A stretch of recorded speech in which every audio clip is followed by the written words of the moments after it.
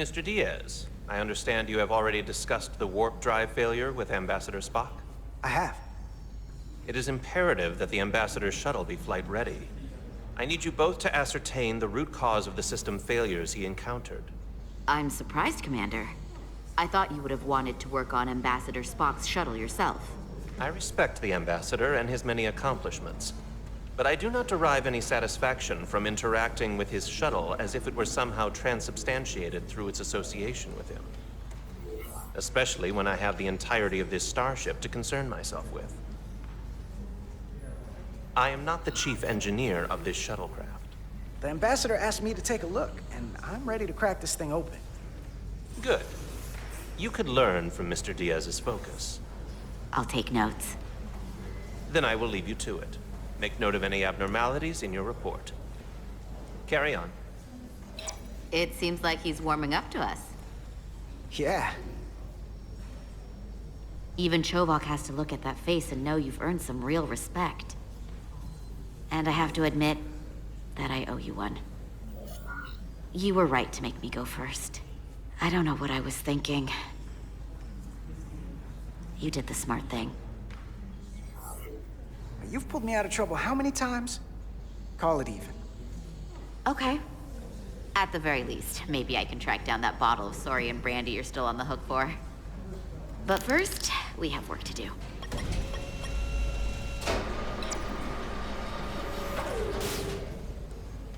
Ready to go? All set. Let's run the diagnostic.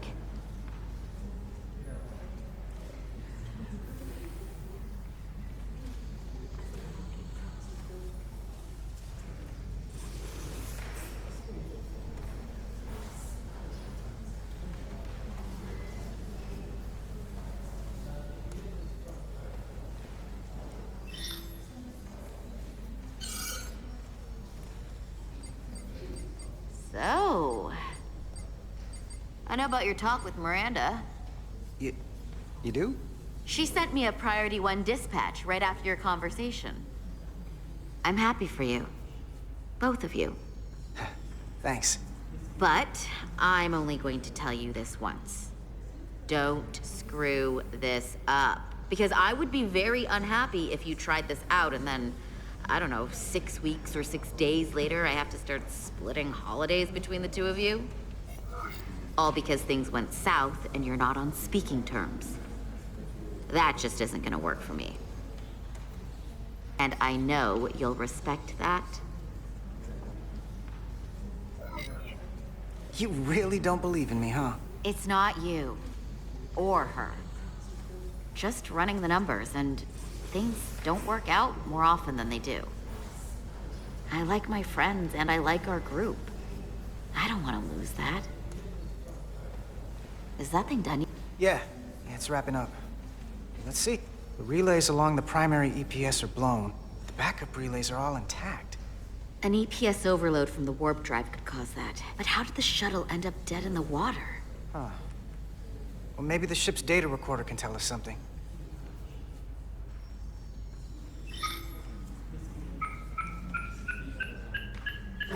Here. They were only about 8 minutes from their plotted warp point. No faults, just those warnings. What are they?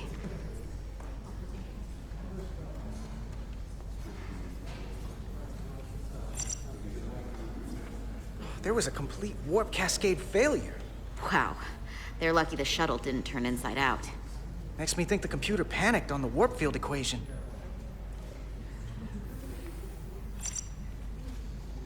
The warp field became inverted suddenly. I've seen this happen when the center warp coil cracks. A cracked warp coil throws a fault code. Still, we should take a look.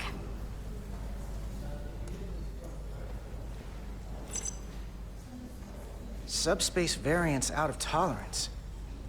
What does that mean? It means the main navigation array lost sight of space somehow. Will the array going offline cause that? Yes, but it should have also thrown a fault code. Any one of these failures should have thrown a fault. If it was caused by a system failure. None of this caused the relays to blow. Roll forward to when that happened. Yes, ma'am. So here, they take a moment to get their bearings and they attempt to re-engage the warp drive. There. That's the relays blowing. And look, there's another warp system alert. They're all the same. Subspace variants out of tolerance, or warp inversions. Finally, there's a complete warp cascade failure. Then it's one of two things. Either a warp coil is cracked, or the navigation array is offline. That makes sense. Divide and conquer. You want to check the warp coils or the navigation array? I'll check the other. Let's not overcomplicate this. One of these systems is likely broken. I'll check the nacelles for a cracked coil.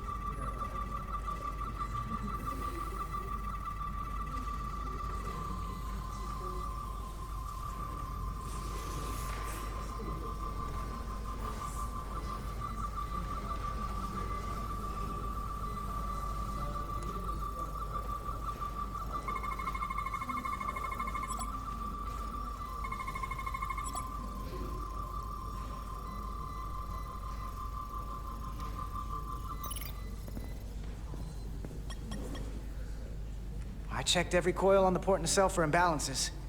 If any coil in either engine were cracked, I would have detected it. So, it must be the navigation array. Except it's not. Checked and double-checked. Well, the readings don't lie. Here comes the security detail for the way team.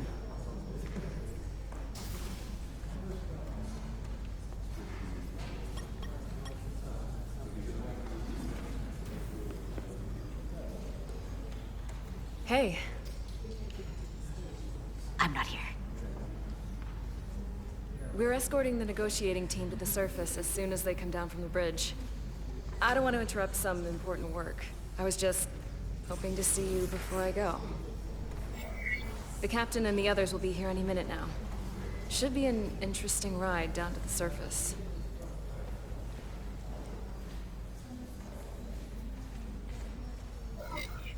Come on, I'm never too busy to make time for you. That's not true. No. But I am glad you came by. Now that's more accurate. I gotta be precise with you, huh? Hey, Maris. Aren't these those button pushers you're always hanging out with? And you're the phaser jockeys we always beat in Parisi squares, right? All aboard for Hotari. That another one of the captain's railroad things? Gotta be. I just usually zone out by the time he gets to the whole, steam engines were the warp drives of their day part. Catch y'all later. You don't want to miss your train. I do have to go.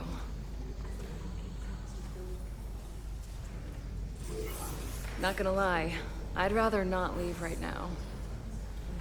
More important things on my mind.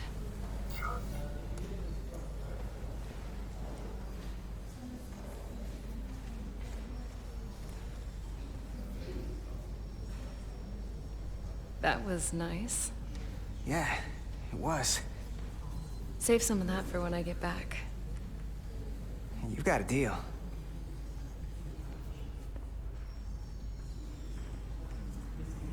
Be seeing you.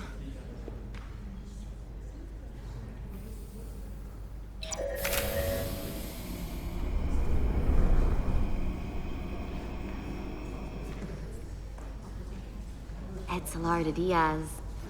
If you could float back down to reality, we still have a ways to go. All right, where were we? So, the warp coils in the navigation array are fine, but the nav computer doesn't seem to think so. I'm out of ideas short of field stripping the shuttle from bow to stern. You wanna take this out of the shuttle and throw it on the bench? Oh, real hands-on maintenance. I like it. Okay, the nav computer is patched into the ship. The ship's computer can double-check our work. If the shuttle's nav computer is putting out false data, we'll know it. Let's run through the shuttle's logs again. Running now.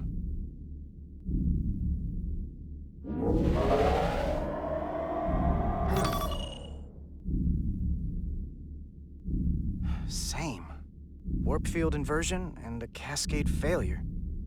However, the Resolute computer doesn't show the same subspace variance. We're in the same conditions that the shuttle was in when it failed. Why wouldn't the ship's computer get a matching result? What if the subspace variance was a momentary occurrence? That's a possibility, and it would explain why the simulation under our current sensor readings failed to reproduce the issue. But a subspace anomaly strong enough to cause a warp field collapse would leave graviton ripples for days. Let's run with the momentary subspace variance theory for now. Roll forward to the shuttle's attempt to re-engage the warp drive. We need the conditions of space around the shuttle at the moment of warp failure. Resuming simulation.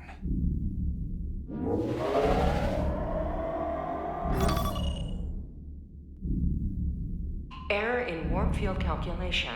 Cochrane formula variables are out of range. That right there. Take the shuttle sensor data from that moment. Computer, why did the warp field calculation fail? Warp field pressure returned non-orthogonal. Results are undefined. That doesn't help. Wait, what if we use a different ship?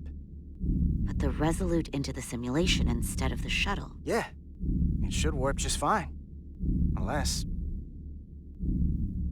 Computer, run the simulation with the Resolute. Resolute simulated.